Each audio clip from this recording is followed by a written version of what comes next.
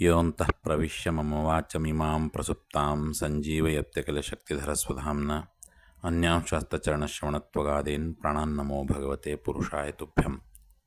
ಹರಿ ಓಂ. ಹಯಗ್ರೀವ ಹಯಗ್ರೀವ ಹಯಗ್ರೀವ. ಸೇವಾಯೋಗ್ಯಾತಿರೇಕೇಣ ಸ್ವಾನಾಂ ಅಪಿ ನ ದಾಸ್ಯತಿ ಅಪರಾಧಾತಿರೇಕೇಣ ನಾನ್ಯಸ್ಯ ಅತಃ ಸಮೋ ಹರಿಃ. ಅಂದರೆ ಭಕ್ತರಿಗೂ ಅವರ ಸ್ವರೂಪಕ್ಕೆ ಯೋಗ್ಯವಾದ ಸೇವೆ ಮಾಡದ ಹೊರತು ಸುಖ ನೀಡುವುದಿಲ್ಲ, ದ್ವೇಷಿಗಳಿಗೂ ಅವರ ಸ್ವರೂಪಕ್ಕೆ ಯೋಗ್ಯವಾದ ಅಪರಾಧ ಮಾಡದ ಹೊರತು ದುಃಖ ನೀಡುವುದಿಲ್ಲ. ಅದರಿಂದ ಶ್ರೀಹರಿ ಸಮನೆನಿಸಿದ್ದಾನೆ ಎಂಬುದು ಇದರ ಅರ್ಥ.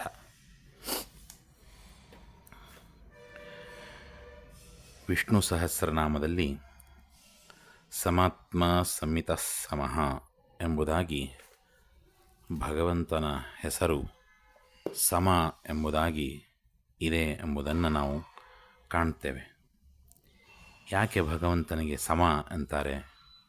ಆ ಸಮ ಅನ್ನಲಿಕ್ಕೆ ಭಗವಂತನಲ್ಲಿ ಅನೇಕ ಕಾರಣಗಳಿವೆ. ಆ ಅನೇಕ ಕಾರಣಗಳಿಂದ ಆತ ಸಮ ಎನಿಸಿದ್ದಾನೆ. ಅದನ್ನು ನಾವು ಎಣಿಸ್ಲಿಕ್ಕೂ ಸಾಧ್ಯ ಇಲ್ಲ. ಆದರೆ ಅದಕ್ಕೆ ಒಂದು ಕಾರಣ ಶಾಸ್ತ್ರ ಈ ರೀತಿ ನೀಡ್ತಾ ಇದೆ. ಅದೇನಂತ ಹೇಳಿದರೆ, ಇವರು ನನ್ನ ಭಕ್ತರಿದ್ದಾರೆ ಅನ್ನುವ ಕಾರಣಕ್ಕಾಗಿ ಅವರಿಗೆ ಅತ್ಯಂತ ಬೇಗನೆ ಫಲ ಅಥವಾ ವರ ಅಥವಾ ಅನುಗ್ರಹವನ್ನು ಕೂಡ ಮಾಡೋದಿಲ್ಲ. ಈತನನ್ನು ದ್ವೇಷಿಸ್ತಾನೆ ಅನ್ನುವ ಕಾರಣಕ್ಕಾಗಿ ಅತ್ಯಂತ ಬೇಗನೆ ಸಮಯಕ್ಕೆ ಪೂರ್ವದಲ್ಲಿ ಆತನಿಗೆ ಶಿಕ್ಷೆಯನ್ನು ಕೂಡ ಕೊಡೋದಿಲ್ಲ.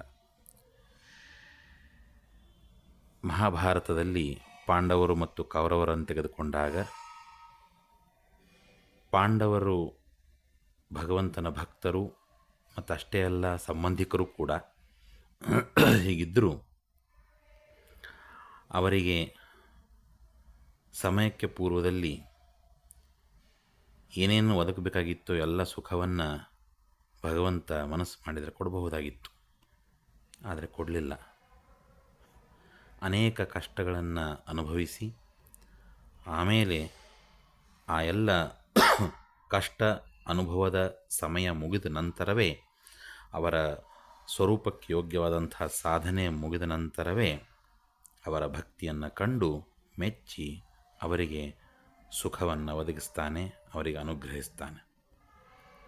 ಹಾಗೆಯೇ ದುರ್ಯೋಧನ ಕೂಡ ಭಗವಂತನನ್ನು ದ್ವೇಷಿಸ್ತಾ ಇದ್ದರೂ ಕೂಡ ಒಮ್ಮೆಲೆ ಆತನಿಗೆ ಶಿಕ್ಷೆಯನ್ನು ಕೊಡದೆ ಆತನ ಸ್ವರೂಪಕ್ಕೆ ಯೋಗ್ಯ ರೀತಿಯಲ್ಲಿ ಆತನ ಒಂದು ಸಾಧನೆ ಮುಗಿಯುವವರೆಗೂ ಕಾಲಾವಕಾಶ ನೀಡಿ ಆತನ ಅಪರಾಧಗಳನ್ನು ಹಾಗೇ ಮನ್ನಿಸ್ತಾ ಅದು ಪರಿಪೂರ್ಣ ಆದಾಗ ಕೊನೆಯಲ್ಲಿ ಆತನಿಗೆ ಶಿಕ್ಷೆಯನ್ನು ಕೊಡ್ತಾನೆ. ಹಾಗಾಗಿ ಇವರು ನನ್ನವರು, ಇವರು ಬೇರೆಯವರು ಅನ್ನುವಂಥ ಭಾವನೆ, ಆ ವೈಷಮ್ಯ ಭಗವಂತನಲ್ಲಿ ಎಂದೂ ಇಲ್ಲ. ಭಕ್ತರಿಗೂ ಕೂಡ ಅಷ್ಟೇ. ತನ್ನನ್ನು ದ್ವೇಷಿಸುವವರಿಗೂ ಕೂಡ, ಅಭಕ್ತರಿಗೂ ಕೂಡ ಅದೇ ರೀತಿಯಲ್ಲೇ ಕಾಣ್ತಾನೆ. ಹಾಗಾಗಿ ಭಕ್ತರಿಗೂ ಅವರ ಪರಿಪೂರ್ಣವಾದಂಥ ಸಾಧನೆ ಮುಗಿದಾಗಲೇ ಅವರಿಗೆ ಅನುಗ್ರಹಿಸ್ತಾನೆ. ಆಮೇಲೆ ಅಭಕ್ತರಿಗೂ ಕೂಡ ಪರಿಪೂರ್ಣವಾದಂಥ ಅವರ ಅಪರಾಧದ ಸಾಧನೆ ಮುಗಿದ ನಂತರವೇ ಅವರಿಗೆ ಶಿಕ್ಷೆಯನ್ನು ಕೊಡ್ತಾನೆ. ಅದಕ್ಕಾಗಿ ಭಗವಂತನಿಗೆ ಸಮ ಅನ್ನುವಂಥ ಹೆಸರು ಪ್ರಸಿದ್ಧವಾಗಿದೆ ಎಂಬುದಾಗಿ ನಮಗೆ ಶಾಸ್ತ್ರ ತಿಳಿಸ್ತಾ ಇದೆ.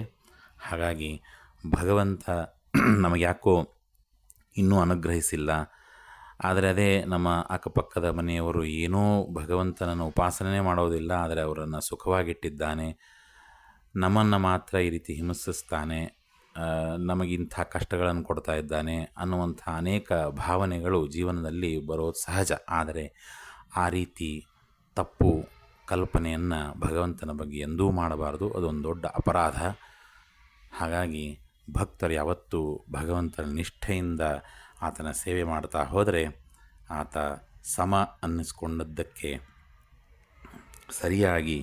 ಸರಿಯಾದ ಸಮಯಕ್ಕೆ ನಮಗೆ ಅನುಗ್ರಹವನ್ನು ಮಾಡೇ ಮಾಡ್ತಾನೆ ಅನ್ನುವಂಥ ನಿಶ್ಚಯಾತ್ಮಕ ಬುದ್ಧಿಯಿಂದ ಭಗವಂತನಲ್ಲಿ ಭಕ್ತಿ ಮಾಡಬೇಕು ಅಂತ ಹೇಳ್ತಾ ಭಾರತೀಯ ರಮಣ ಮುಖ್ಯ ಪ್ರಾಣಾಂತರ್ಗತ ಶ್ರೀಕೃಷ್ಣಾರ್ಪಣಮಸ್ತು.